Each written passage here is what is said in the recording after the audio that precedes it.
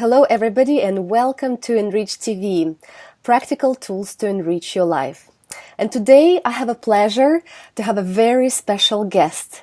Actually, this guest comes from not just the field of relationship, but he's also an expert in neuroscience and cognitive neuroscience. So welcome Jared Cooney Horvarth. And I will introduce you just to share a little bit of his bio, which is quite impressive, and then give this floor to him to explain what he does and how we can learn from the neuroscience also to enrich our relationships and enrich our life in general. So Jared Cooney Horvarth, he's a cognitive neuroscientist with expertise in human learning, memory, and brain stimulation. He earned his master's degree from Harvard University, wow, and his doctorate from the University of Melbourne. Jared has conducted research and lectured at Harvard University, Harvard Medical School, the University of Southern California, the University of Melbourne, and over 30 schools around Australia. So he has published 3 books and over 30 research articles and has been featured in such magazines and publications as The Economist. I was just reading his article before this interview, Wired, The New Yorker, Neuroscientist, and the ABC's Catalyst. Wow, Jared, welcome to our show, and I'm so glad to have you here. Thank you. I'm happy to be here. That sounds weird when you read all that stuff out together. Sounds like I've done a lot, but it's all been easy and straight down the line for me. Wow. It's weird looking back now. Huh. So with all this experience, it's quite impressive. Tell us what you do now, and maybe just start with a little introduction into the neuroscience for people who don't know what it is, and how that can help us learn just practical tools for our life. Yeah, I love it. So I started out as a teacher originally, and decided that was right when study of the brain really started to become popular. So I decided that the best way for me to learn how to apply that back in the classroom would be to go back and learn it myself. So I got my master's and my PhD in neuroscience. So I studied the brain and worked with epilepsy patients and worked with depression patients and Parkinson's disorders. Did a lot of brain stimulation. And so for about 8 years, I've been doing kind of work with the brain. But the whole point was so that I could get back into the classroom to say, okay, teachers and students, here's what we've learned about how we think. Now, how can we apply this to improve education? So I'm right at that kind of crossroads between we're in the lab on one side doing all this cool stuff, but then we're in the classroom on the other. How do we actually make this meaningful? So that's where I think the relationship stuff comes in huge, especially when thinking about schools today and relationships between parents and their kids and relationships between teachers and their kids. So I look at it from the brain angle, but I'm always thinking about, okay, how do we make this matter in the real world? It's cool in the lab, but how do we actually use it then? Wow, what you just opened the door a little bit of so how do we use that?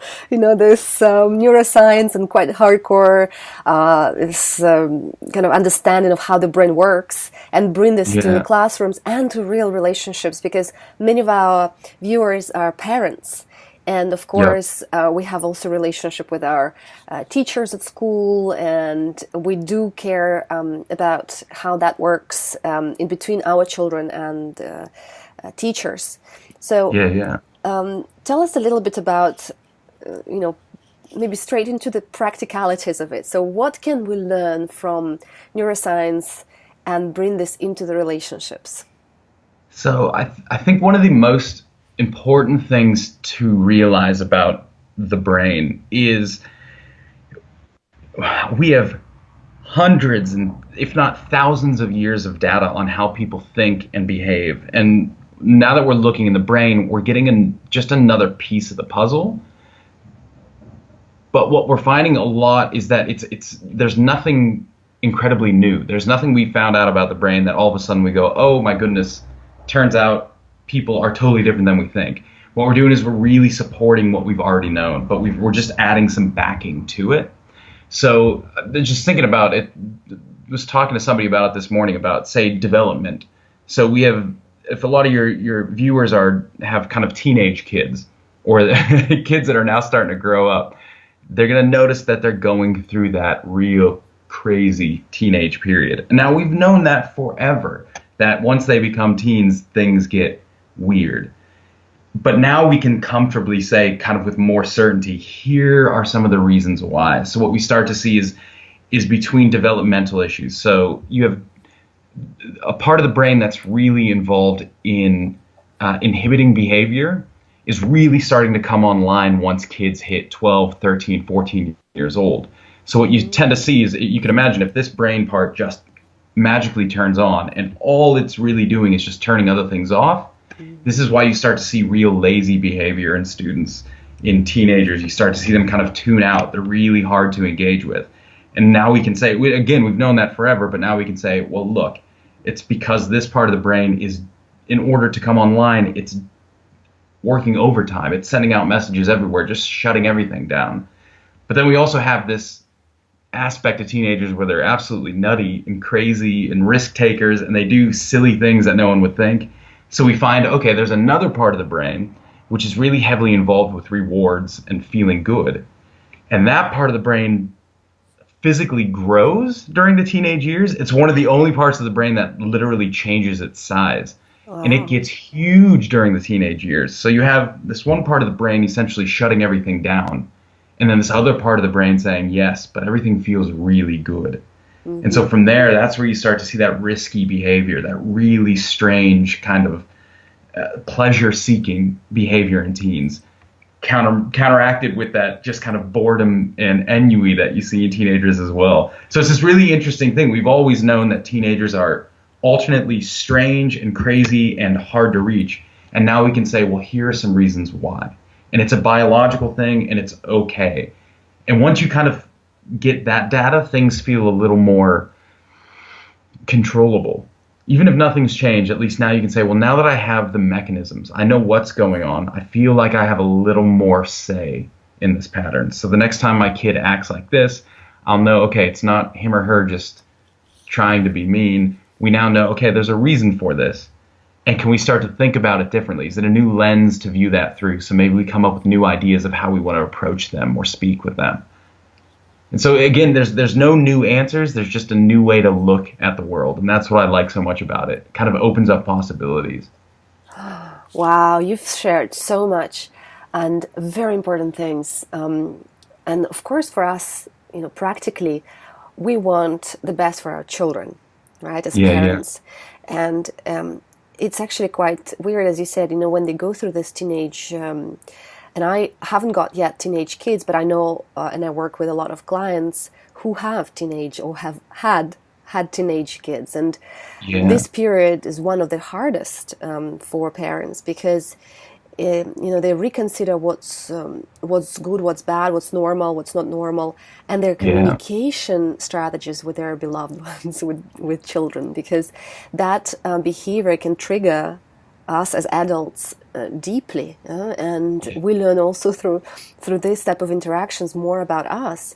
But a lot of parents, they take it personally. They say, well, I am the bad parent, and kind of having that guilt or looking into what am I doing wrong when my children behave in that way. But what you're saying is that there are certain mechanisms biologically, what we know from neuroscience, that during this 12 to 14 years old age, there are some inhibiting behavior and that provokes kind of this lazy, appearing behavior. And what are the regions of the brain, so we kind of name them for people who are already familiar with neuroscience and some brain studies, and then the reward system. So what are can we name them in an easy way so we can talk the same language? So the inhibitory stuff, that's all in your frontal lobe, which is pretty, I think a lot of people know the frontal lobe. Yes. So we can just call that your inhibitory system. Okay. The more we dig into it, the more that seems to be, a lot of people say the frontal lobe is what makes human beings humans.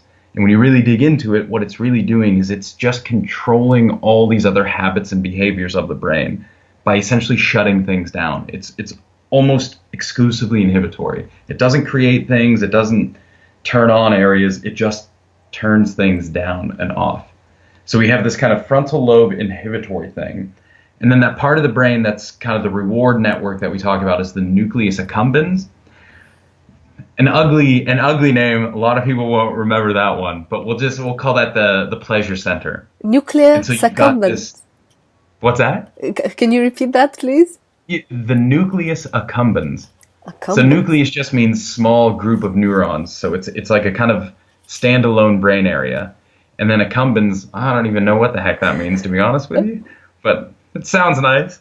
So we call it, that's the area that gets big and is really prominent in kind of these, your viewers probably will have heard of like dopamine reward response. So essentially this pleasure, this feeling good, this feeling elated and sensation of excellence. A lot of drugs target kind of this same cycle as well. Yeah. So that part of the brain starts to get physically bigger, which is totally strange because we don't often speak of the brain as growing and shrinking. But this is one of those few parts of the brain that does. And we think evolutionarily it makes sense. If all you had was the part of the brain that turns things off, if that was just going haywire, you would expect teenagers to do nothing. And then they would never move. They would never change. They'd just sit there. So something else had to happen to kind of kick that in the butt so that you wouldn't just turn off. You'd also have momentum to keep trying things. And so we think that that's probably the counteraction to the inhibitory network. So you have this cross inhibition excitation just clamoring during those whole teenage years. And it's funny when you think about it, you were talking about parents feeling bad that maybe they're at fault for this stuff. And one of the most important things parents should know, especially during the teenage adolescent years, is the teenagers have to fight back. So you can assume that before adolescence, so when you're a kid, what you're doing is you're laying down your base patterns, your ground patterns. One of the ways the brain works is that the world comes in and it triggers off automatic patterns so we can get automatic responses. That way we're not swamped trying to think of something. If every time we wanted to catch a ball, we had to really think about what a ball was and what it meant to move my arm, we would be frozen. We'd never get anything done. So a lot of our patterns are just on loops for the express purpose that we can actually evolve in this world. So a lot of those patterns and habits are set as children. And once you hit adolescence, that's the first time that these frontal area control networks come online. And what they're trying to do now is they're learning how they can play with those programs. So they've always been told, if you eat this food, it's a bad thing. And that's just their pattern. And finally at adolescence, that's the first time where they say, well, wait a second. The world's not going to end. I'm not going to die. Lightning's not going to strike me if I do eat this food. So now I get to make a choice. I have this habit, but I didn't create that habit. But now I realize I can play with that habit. I can change it if I want to. So in order for them to learn how to play with their own habits, they have to fight back against what they know. And so this is where you see teenage rebellion. And it's not that they're mad at anyone. It is literally like they're learning how to fly. They are learning how to stretch the parts of their brain that can help control the other parts of the brain. And in order to do that, they have to play. They have to be weird. So you can see, you made a good point. Language is probably the easiest way to see it. There's a reason why every generation language changes so fast. And it's because I can teach my kids the rules of language, and they'll be really good at language. But once they hit teenage years, then they're going to want to play with language. They now know the words. They now know the rules. They know how to write. They know how cursive. They know. But that's the age where they say, well, wait a second. I can actually form meaning with these words. How do I do that? And in order for them to form meaning, they have to start breaking the rules they were taught. And that's where you get these emoticons and LOL and stuff that makes no sense to adults. But to kids, it makes perfect sense. That's a perfect sign that what they're doing is growing into the system, that they're rebelling against language so they can learn how to use language. Now, if you can apply that to other behaviors, they're going to do the same thing across the board. They're going to rebel against rules. They're going to rebel against facts. They're going to rebel against teachers and parents and authority because they need to know how to play with those things. Wow. And eventually they'll come out the other side and typically they're adults then, and they say, hey, apologies for that 10-year stretch in the middle where I was very mean. But now we can say, no, it kind of makes sense. That's what you had to do. That's how all the wiring made it so you could become an adult and actually control your own habits after that. Right. So what you're saying is so important. We are probably, if you look at animal kingdom, the only species where we stay together with our offsprings for so long, and it makes sense why there's evolutionary need for adults to be there for these teenagers, so they can play this and use this to their advantage, so they can become a better adult in a way. And although it's painful for many adults, many parents, what you're saying is that it's necessary, because many parents in the UK and some other countries, they send these teenagers to boarding schools and they don't see them for long, right? Only during holidays, and that's what happens. They kind of outsource that part to someone else, to childcare, to school teachers, and I just wonder what. If we kind of speculate about this, like the importance of having someone to bounce off those kind of dramatic fighting back, as a skill. And how do we as parents become the best version of us? Because many of us would try to, especially women, would try to mitigate the conflict and allow things to happen the way how our children would want, right? So kind of create the conditions where, okay, well, if you don't want that, it's okay. If you don't want to make your bed, it's fine. But then they still want to fight back, so they find other things, and it's kind of a mouse and a cat game where they're trying to find a wall so they can fight against it. You're spot on. This is I always say if your kids are lying to you, that's one of the best things in the world. And all kids lie to their parents, but that's a sign that they're recognizing their own behaviors, and they're trying to, exactly like you said, find the boundaries, find the walls. They're actually trying to extend themselves out. Now that doesn't make it easy, and the rebellion stuff is all hard. But if you, kind of like what you were saying, if you want to go now into relationships, what's some of the best things we can do for them in that sense?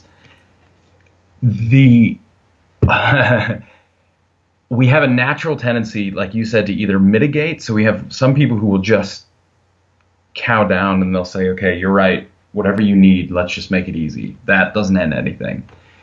You'll have the other side of the spectrum, people who take it very personally, and they start to read threats from their kids.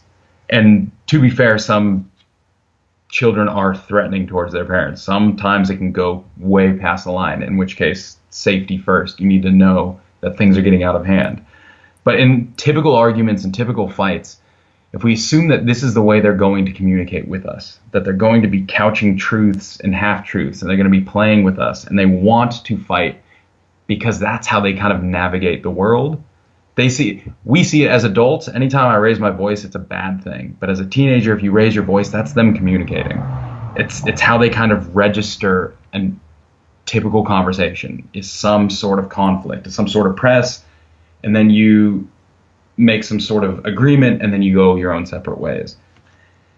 If we can get into that stage and not take it personally, not read it as a threat, then what we can do is stay in our power as not only the adult figure, but also as the caring figure.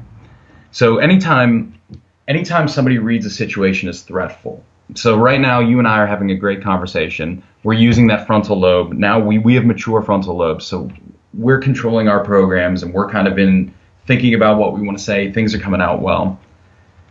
If a bear appears now in front of us and we see a threat, we get this cascade where the part of the brain that's really into emotions essentially can take over the whole network.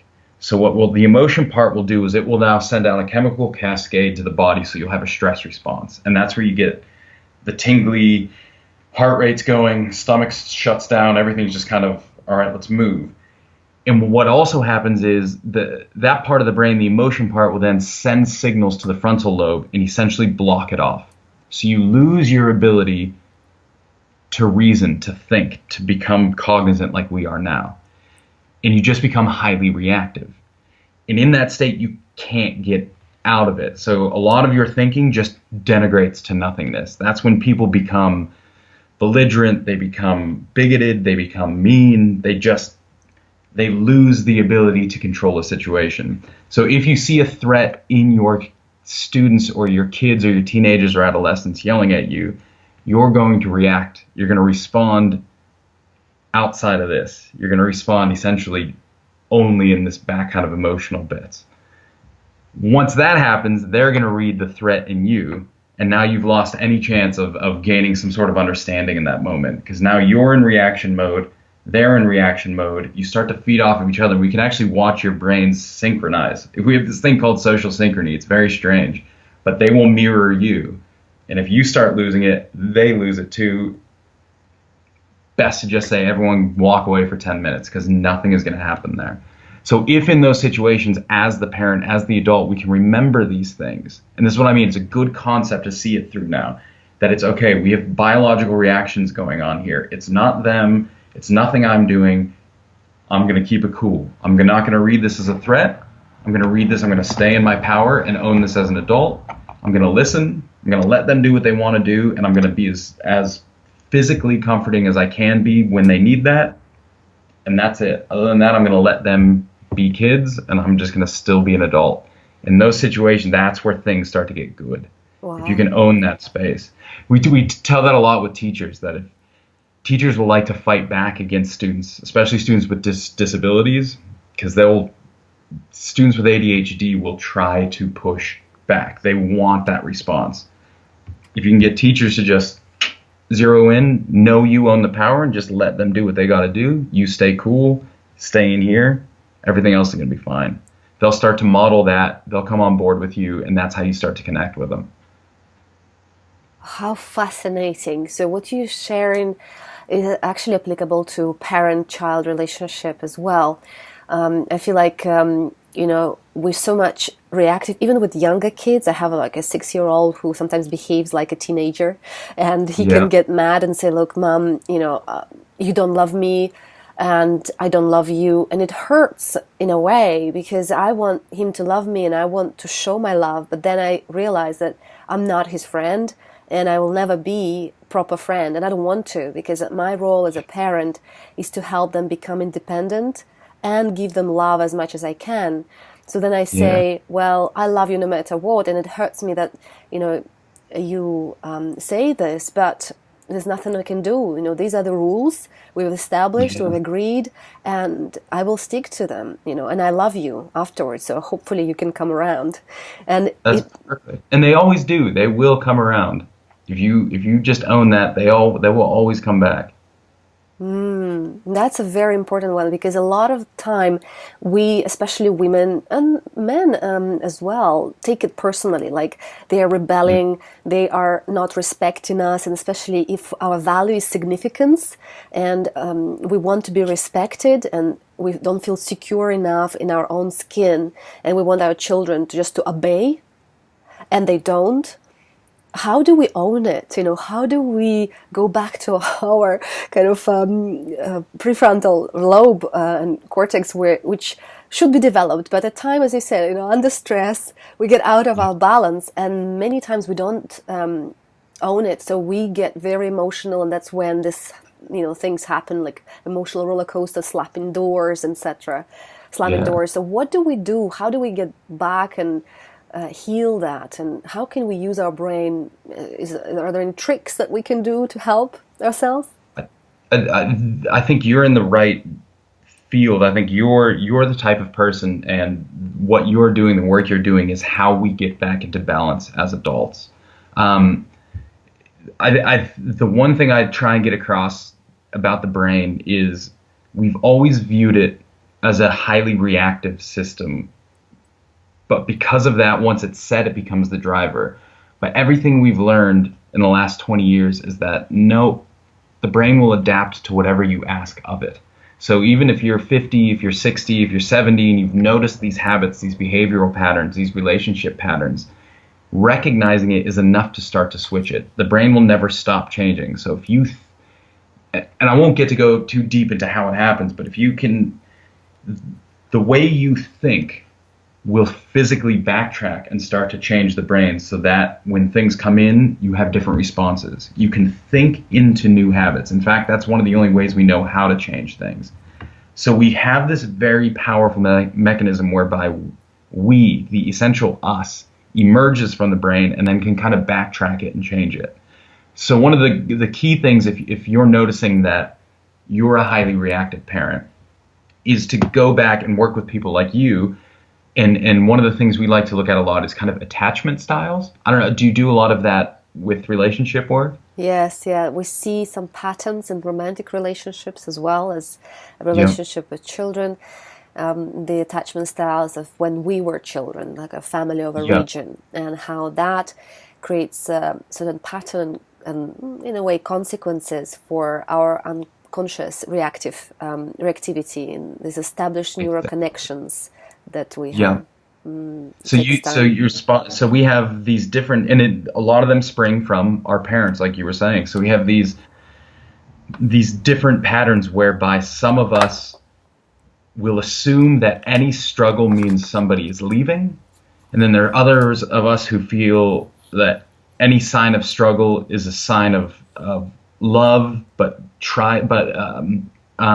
what's the word I'm looking for? Conditional love. So you have to then act a certain way in regards to that. Then you have some people who are, we call them, I guess, securely attached. They just, nothing really phases them. They're cool enough to handle all this stuff.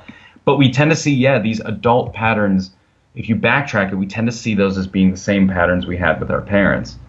The good news is even the bare recognition that the way I act with my kids, the way I act with my physical relationships, the way I act with partners and colleagues, there's these similar patterns that are almost a direct reflection of the way I acted with my parents. And once you recognize that, you get this moment where you go, okay, that was me, that's in here, but now I'm smart enough, I have this meta awareness to say, wait a second, I recognize that pattern. And once you see it, then you can start to take measures to change it. And so we like to say from the neuro side that once you have awareness of a behavior, that behavior no longer runs you. It's tricky to change. That doesn't mean it goes away overnight, and there's therapies and ways to change that stuff. But the very fact that you're aware of it means that now there is a piece of you or a bit of you that is above that, and that can then feed back into it and say, I'm going to use this knowledge to change that pattern. And it requires effort, and it requires a lot of that inhibitory network control. What you're doing is you're changing the way the neurons respond to physical stimuli at neuronal level. I mean, at the smallest level, you're sending back signals to change the very way you interpret the world around you. So that's why it takes a while, and you have to be very diligent with it. But we've never seen anything that we would say can't be done at this point. Wow, that's. I'm just curious. Is it possible to learn about these teenage struggles and just generally about the brain? Can we learn upfront before we get into those struggles and make them easier to go through? We are working on it. We're working with a lot of younger students to try and see if we can teach them these concepts early on. Um, but as you probably guess, what we're seeing is once they get older, they'll rebel against that.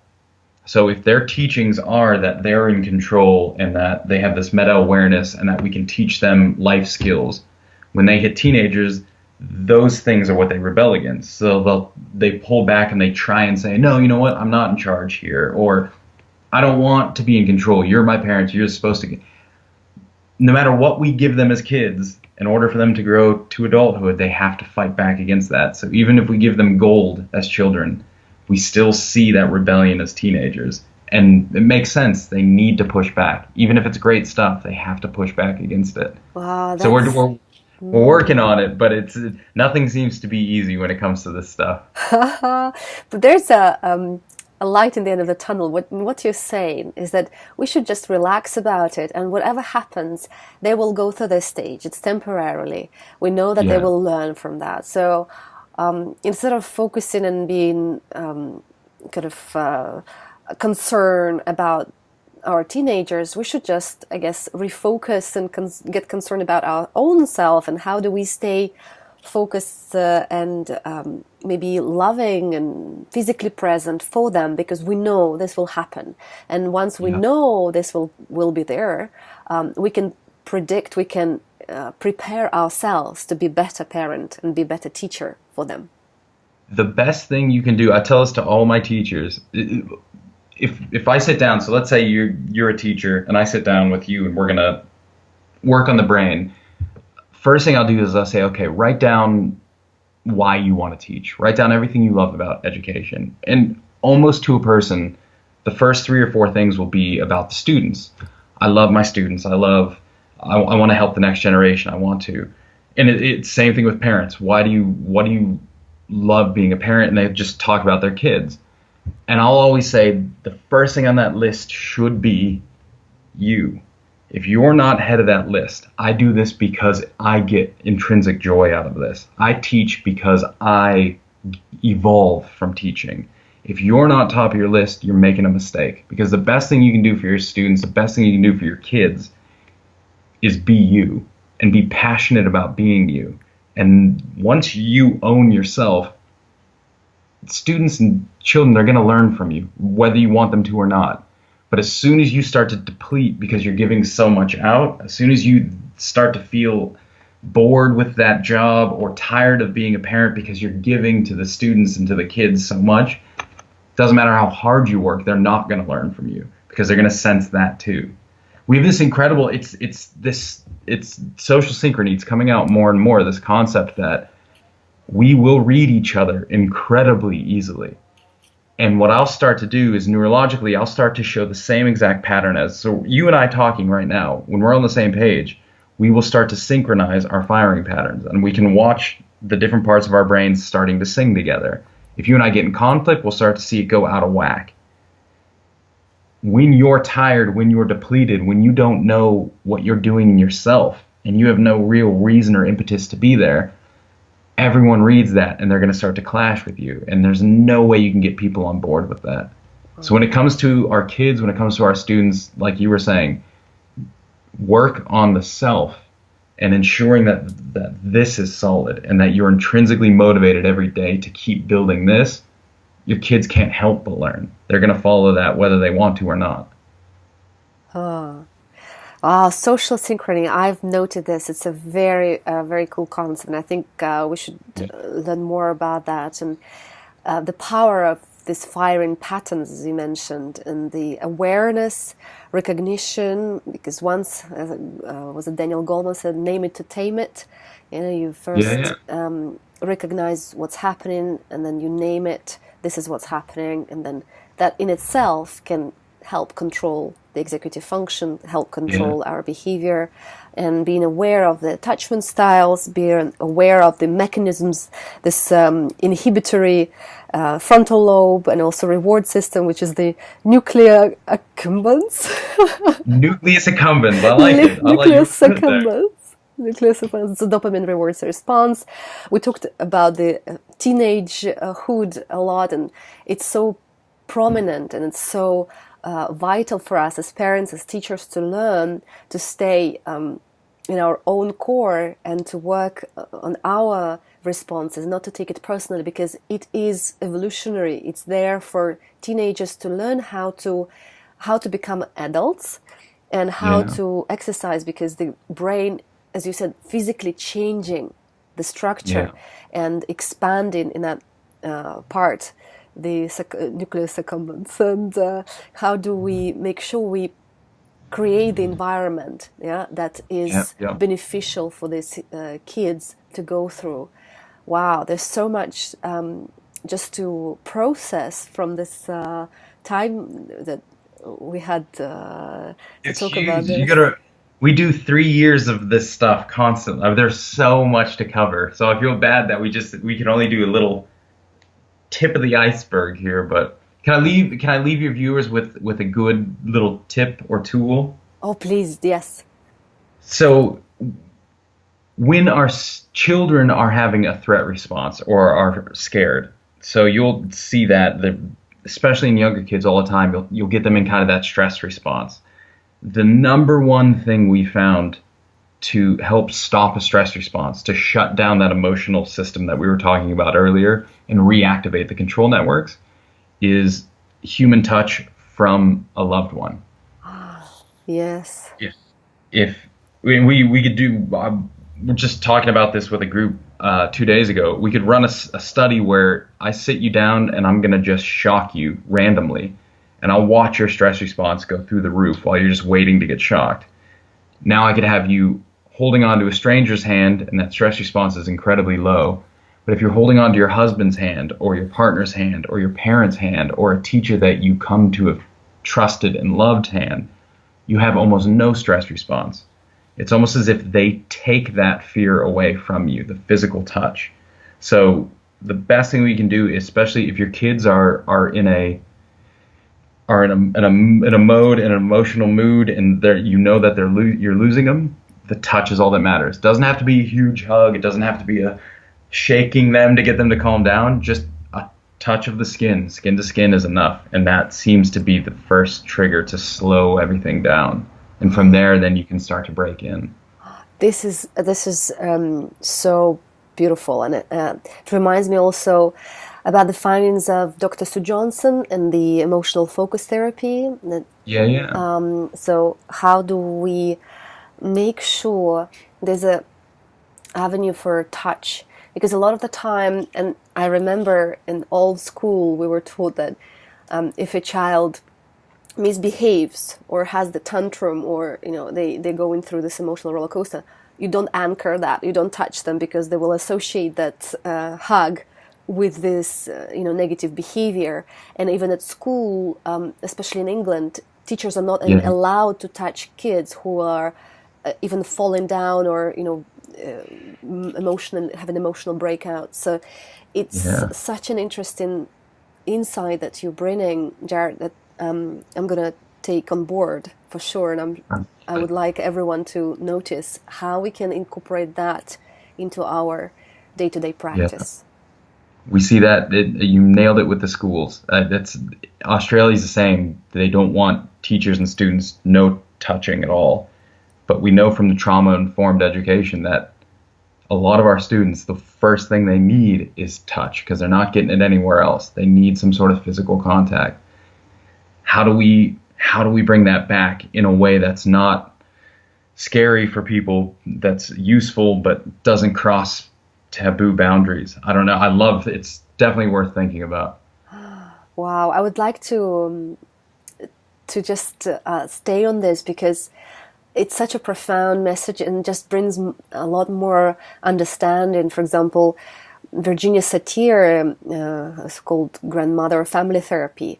I remember watching her videos, how she worked with families where the communication was lost, also with teenagers.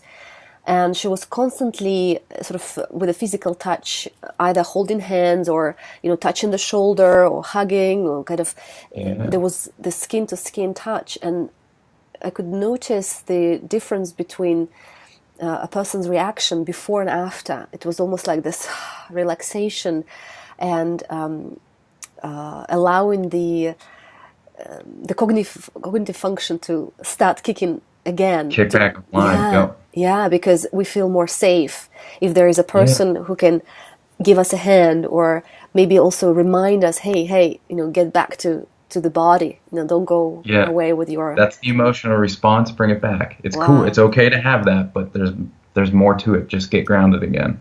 Yeah, you're absolutely right. Wow, thank you so much for this. It's really precious, and I want to thank you. Just before we wrap it up, is there any book or film or something that you could recommend viewers to get more knowledge about what you've been talking?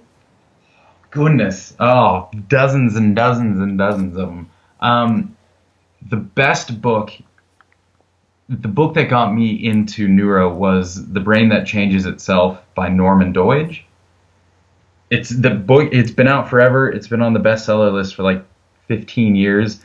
And it's funny, when you start going down the scientific research route, you get really angry at popular literature. So most of the books that I read that got me interested in this, I can't stand anymore, because I'm like, no, that's too simple. We need depth.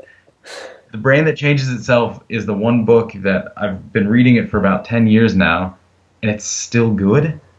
It's like, I even now with all I know, I'll read that and I'll still be inspired by it. So it's that, if you read anything about the brain, that's the one that I think is probably the strongest. and it's really good too. The guy writes so well. Oh, thank you for that. Super. Thank you. Again, thank you so much, Arith, and for coming to this show and sharing your tips and strategies. And it's been fantastic just to learn, and I've learned so much as well. I thought there's always more to go. It's a new realm, so everything seems new and fresh. It's cool, and it's a reminder as well, and new perspective, and what you said about touch and how the social synchrony works, and we are the example, and so leadership. We know it's lead by example. So it's it's important, of course, to know the knowledge and how it should be. But unless we embody that and we do that, and this is the thing that we can help our teenage kids and generally kids and in relationship is how do we create the primary model, going away from the attachment styles, kind of dysfunctional, more towards secure. And as you said, because of neuroplasticity, we can change a brain, and the brain that changes itself by Norman Deutsch, we can learn more about, and it's a great resource to have. So thank you very much for your time, and I love it. Thank you. Yeah, take care. So great. I'll talk to you soon. All right, super.